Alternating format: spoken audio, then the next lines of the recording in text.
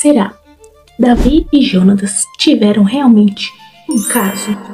Gente, eu vi isso nas redes sociais e sério, é inacreditável que tem gente que acredita nisso ainda. E pior, cristãos com dúvida que isso aconteceu mesmo.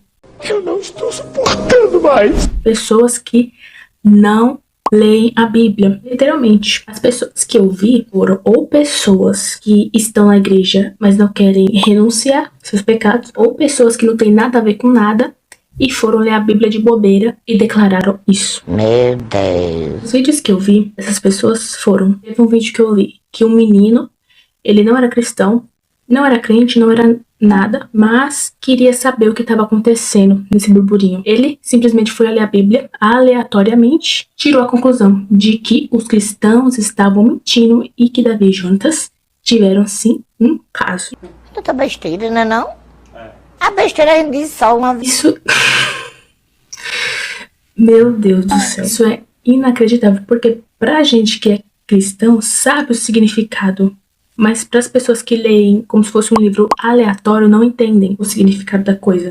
Para minha opinião própria, as pessoas pegaram esse trecho de Davi e Jonatas e interpretaram da maneira que elas quiseram. Da maneira que elas quiseram. Por quê?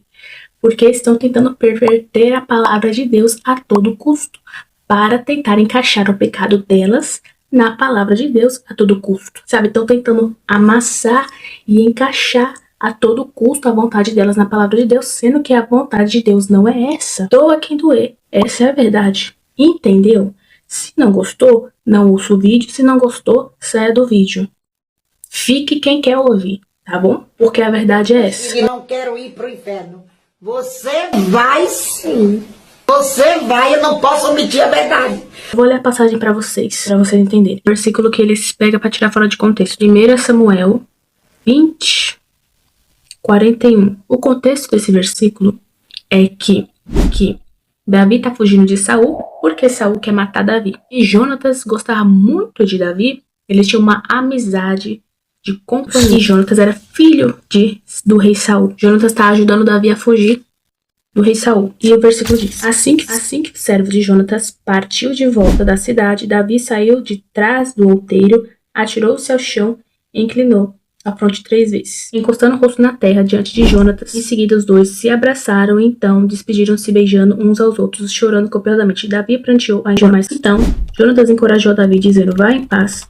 Quanto ao pacto de amizade leal que juramos um ao outro em nome do Senhor, que o próprio Yahvé seja testemunha entre mim e ti, entre a minha descendência e a tua. E assim Davi partiu e tornou-se. Então o próprio Jonatas disse que ele fez um pacto com Davi, de uma amizade leal. Diante do Senhor, eles fizeram um pacto de amizade.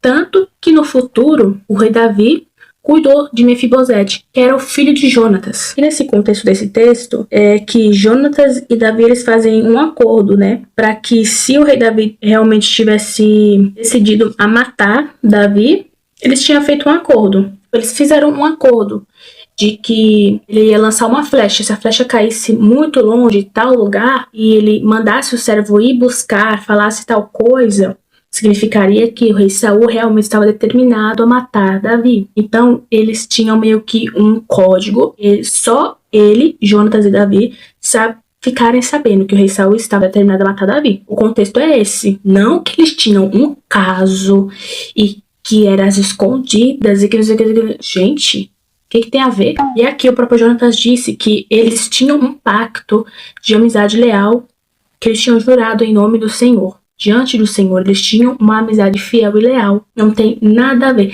Nem tudo que você vê na Bíblia falando que beijou, que abraçou, quer dizer que a pessoa tem um caso. Tanto que na Bíblia tem outro relato de que Davi beijou seu filho Absalão. Você acha que Davi iria beijar o seu filho? Absalão, ele tinha matado Aminon, porque Aminon tinha abusado de Tamar, que era a irmã dele. Então, Absalão, ele tinha fugido de Jerusalém. Ele tinha ido embora de Jerusalém, de volta para Jerusalém. Então, depois de um tempo, ele teve um reencontro com Absalão. E nesse reencontro, na Bíblia diz que Davi abraçou e o beijou. Mas não fala onde ele beijou. Na Bíblia não deixa explícito, não deixa claro. Então, aqui no versículo diz, ó, o rei mandou chamar Absalão, e este foi ao rei e se prostrou lançando-se com o rosto em terra perante ele, e o rei se emocionou e beijou Absalão. Então, tudo você tem que buscar a interpretação certa na Bíblia, não é para você levar ao pé da letra tudo que você lê. Então, você acha mesmo que lá atrás, com Davi e Jonatas, eles realmente tiveram alguma coisa? Você tem que interpretar a Bíblia segundo o Espírito Santo, porque a palavra de Deus é uma coisa santa, é uma coisa pura. A palavra de Deus diz que a palavra de Deus ela é pura, eficaz e mais afiada que uma espada de dois gumes, e ela é sensível para saber os nossos sentimentos, os nossos pensamentos. Então a palavra de Deus ela é pura, entende? A palavra, você tem que ler a palavra junto ao Espírito Santo, não com carnalidade. Você não tem que interpretar a palavra de Deus com a carne, mas sim junto ao Espírito, porque não tem lógica uma coisa dessa. Como que na palavra de Deus vai estar escrito uma coisa que não agrada a ele? Ah, mas da onde na Bíblia que não está escrito que agrada? Vários versículos. Do Antigo ao Novo está escrito que não agrada a Deus. Está escrito que é pecado. O que aconteceu aqui é que o povo interpretou na carnalidade, quis enfiar suas vontades na palavra e não interpretou segundo o Espírito Santo. Aí isso gerou burburinho. Eu tenho uma fofoca pra lhe contar, a senhora gosta de fofoca? Não gosto de fofoca, não.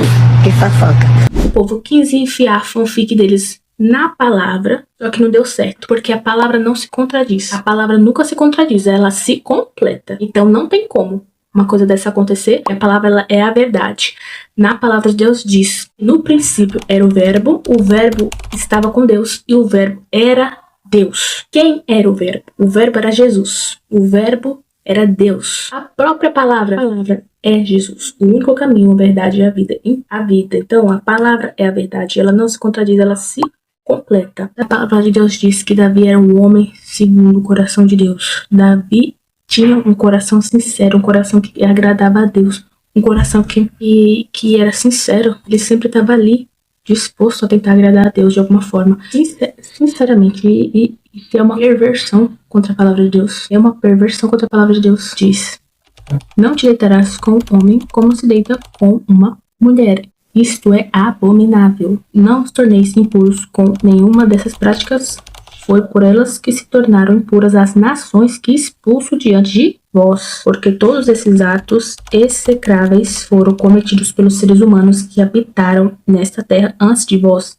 E a terra se tornou impura. Obedeceis, pois, os meus preceitos e não imiteis os costumes repugnantes praticados antes de vós, nem vos contamineis com a impureza deles. Eu sou Yahvé, o vosso Deus. No Antigo Testamento, que era a lei que ele vivia na época, já existia isso. Não é uma coisa do Novo Testamento, não é uma coisa de agora, é uma coisa de muito tempo. Era costume e prática de nações pagãs, prática das ações pagãs. Por isso que Deus separou tanto também os israelitas, para que eles não se corrompessem com as outras nações. Por que também comparam tanto a geração de hoje em dia com Sodoma e Gomorra também? A cidade de Sodoma e Gomorra era uma cidade muito pagã e muito imoral, por todos os lados. Era uma cidade muito imoral. Tanto que em Gênesis 19, 12, quando os anjos foram salvar Ló de Sodoma e Gomorra, eles tentaram pegar à força os anjos. Era uma nação muito imoral. Romanos 21 ao 28, 32. Eu vou dar uma resumida para não ter que ler tudo. Diz que por conta da idolatria, que as pessoas se entregaram à idolatria, Deus deixou que elas se entregassem às vontades da carne e às perversões. Porque trocaram a verdade de Deus pela mentira e adoraram objetos de seres criados em lugar do Criador, que é bendito por todo sempre. Amém. E por essa razão, Deus os entregou a paixões vergonhosas, até suas mulheres trocaram suas relações naturais por outras contrárias à natureza. De igual modo, os homens também abandonaram as relações naturais com suas mulheres e se inflamaram de desejo sensual uns pelos outros e deram então início à sucessão de atos indecentes, homens com homens. E por isso receberam em si mesmos o castigo que sua perversão requeriu. Além do mais, considerando que desprezaram o conhecimento de Deus, ele mesmo os entregou a usar de sua própria mente depravada e os conduz a praticar tudo que é reprovável. E tem um monte de outros versículos, eu não vou estar colocando um monte de versículo aqui, porque o meu intuito não é ficar acusando. O meu intuito é abrir os teus olhos, abrir os olhos de você. Não é ficar jogando um monte de versículo Tem outras pessoas que fazem ficar jogando um monte de versículo na sua cara e falando, é errado, é isso, é aquilo. Fica jogando um monte de versículo na sua cara. Não, porque se eu ficar jogando um monte de versículo na sua cara, não vai adiantar nada. O que iria adiantar eu ficar jogando um monte de versículo na sua cara, dizendo que isso é errado, que isso é aquilo, porque não ia adiantar nada. Você só ia ficar se sentindo mais excluído e frustrado. Mas enfim, eu falei aqui do caso da Bíblia que as pessoas falam de Davi e Jonatas para defender o pecado. É pecado ser gay. O que é pecado? Vamos definir o que é pecado. Pecado é o que te afasta de Deus. Também o que é abominável a Deus. O pecado, ele é o ato, pensamento e sentimento que vai contra a vontade de Deus e te afasta dele. Pecado, o significado da palavra original pecado é rebelião ou desviar-se do caminho. E o pecado, como todo mundo sabe, começou lá na desobediência de Adão e Eva, em Gênesis. E na palavra diz que o salário do pecado é a morte. O pecado, ele pode nos afastar da presença de Deus para sempre, porque a gente pode morrer espiritualmente como Adão e Eva. Eles foram expulsos do Jardim do Éden e houve uma morte espiritual ali. Não tem como você estar no centro da vontade de Deus fazendo essas práticas, porque a própria Bíblia já diz que a abominação é. Não tem como você andar nessas práticas e fazer a vontade de Deus ao mesmo tempo. Ou você faz a vontade de Deus, ou você continua no pecado. Ou você renuncia à sua vontade, ou fazer a vontade de Deus, ou você continua na carne. Porque é impossível você fazer os dois. Não tem como servir os senhores, não tem como você servir a si mesmo e a Deus. Porque você está fazendo a vontade da sua carne. É a sua carne, você está fazendo um altar de si mesmo. Porque você está deixando de servir a Deus para servir a sua carne, a sua vontade.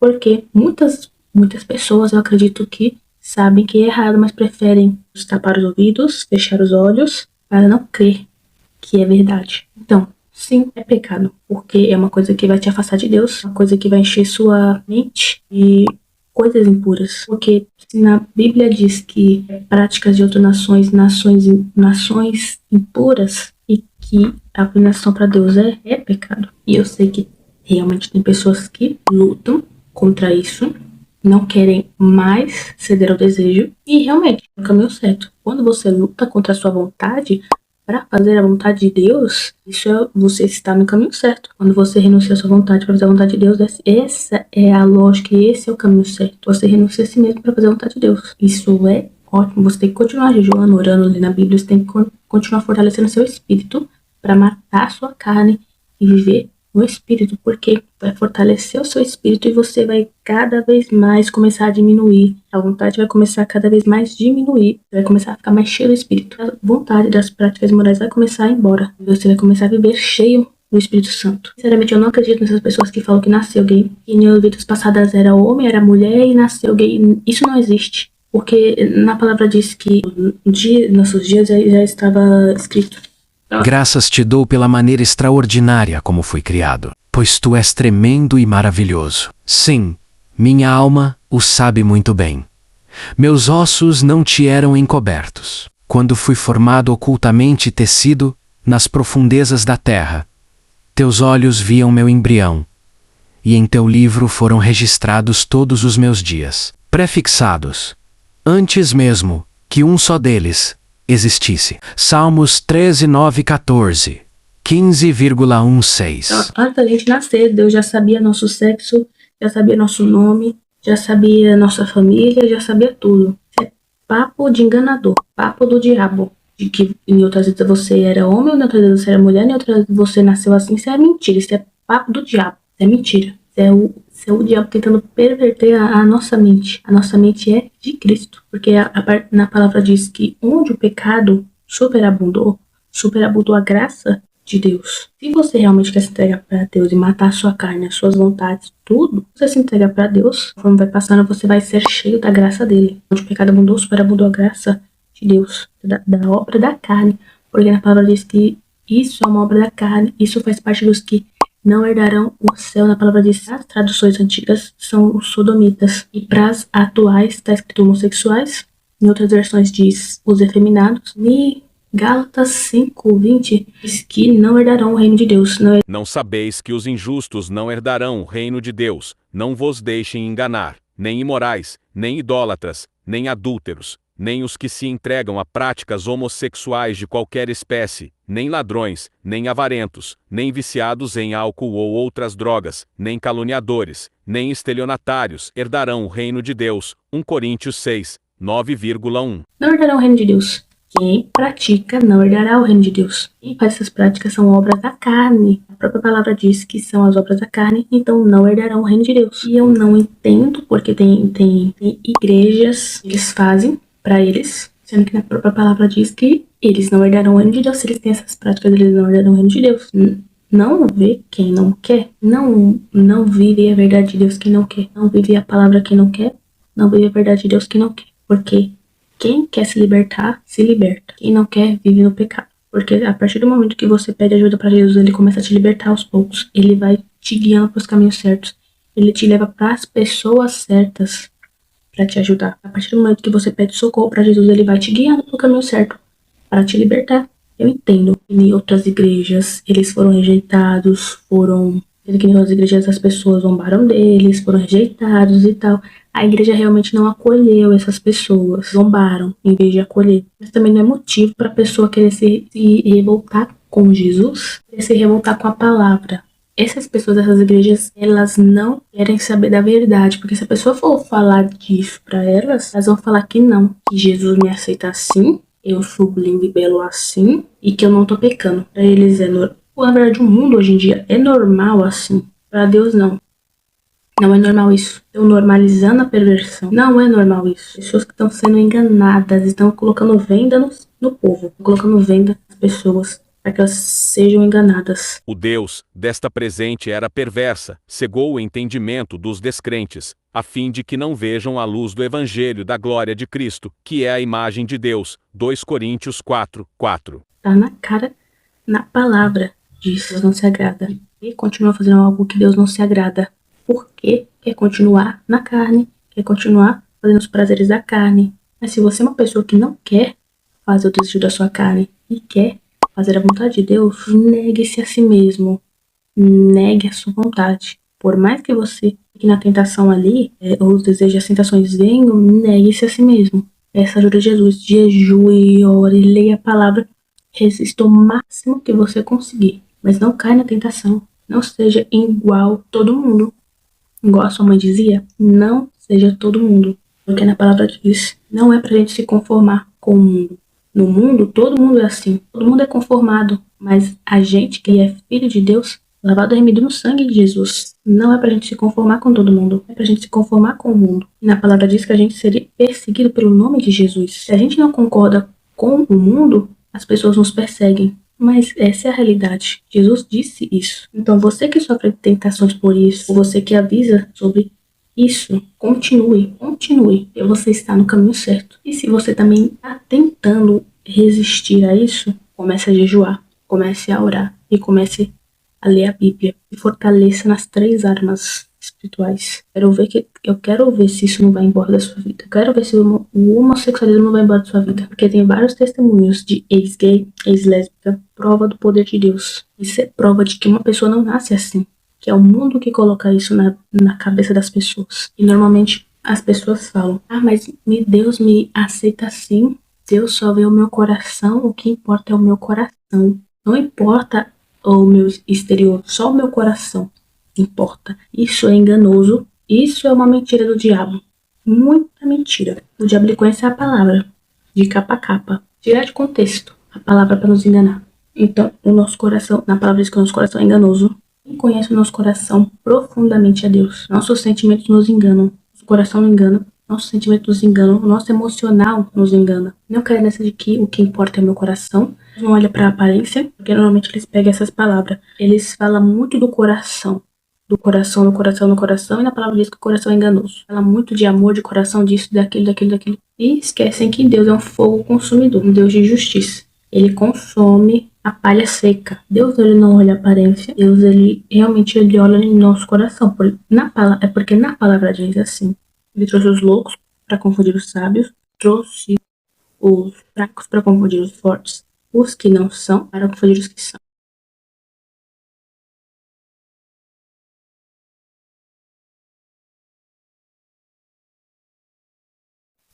tá meio que nesse contexto, entende? Essa passagem é uma passagem de Davi, quando ele fala que Deus não olha a aparência, porque Davi era um homem que era improvável de ser rei, improvável de ser guerreiro. Então tá basicamente nesse contexto, Deus não olha a aparência, porque também Jesus disse que ele não veio para salvar os justos e sim os pecadores. Então Deus, ele não olha a aparência externa como ser humano. Ele não olha uma pessoa provável. Igual aqueles negócios de filme. Tem aquele empresário palestrante que fala bem, que não sei o que. Tem aquela pessoa tímida que não sabe falar, não sabe fazer nada, não sabe conversar e é vergonhosa. Deus, ele não vai usar o empresário que sabe palestrar, que sabe falar. Deus, ele vai querer usar o tímido que tem medo de falar em público. Assim que esse versículo se encaixa, basicamente assim, entende? Não é que Deus, ele não olha minha aparência, então ele não vai olhar meu pecado. É como se fosse isso. Mas Deus, ele olha o interior. Na palavra também diz, pra gente vir a Deus como a gente está. Mas isso não quer dizer que é pra gente permanecer.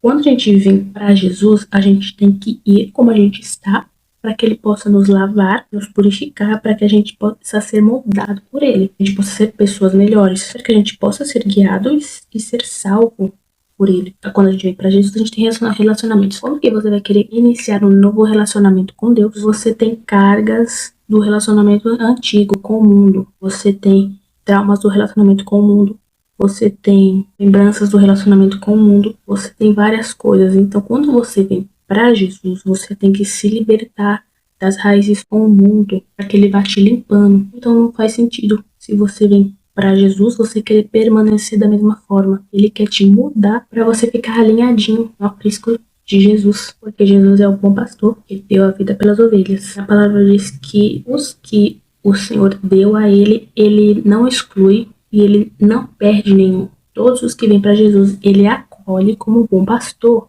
E ele não quer perder nenhum. Ele não quer ficar sem nenhum. Deus, ele quer nos lavar como ovelhinhas mesmo.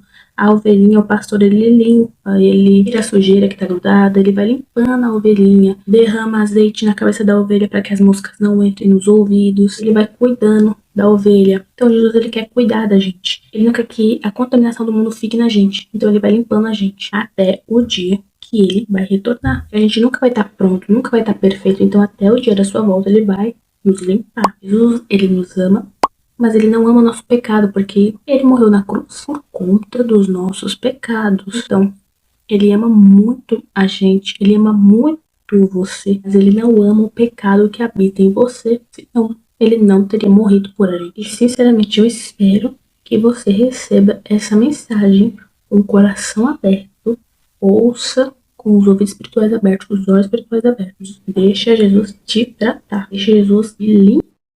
Se apresente a Jesus assim como você está. Eu sei que às vezes você pode se sentir sujo, imundo por conta do pecado. Jesus quer te limpar, ele quer te receber. Se aproxime dele, entre na presença dele e peça perdão pelos teus pecados.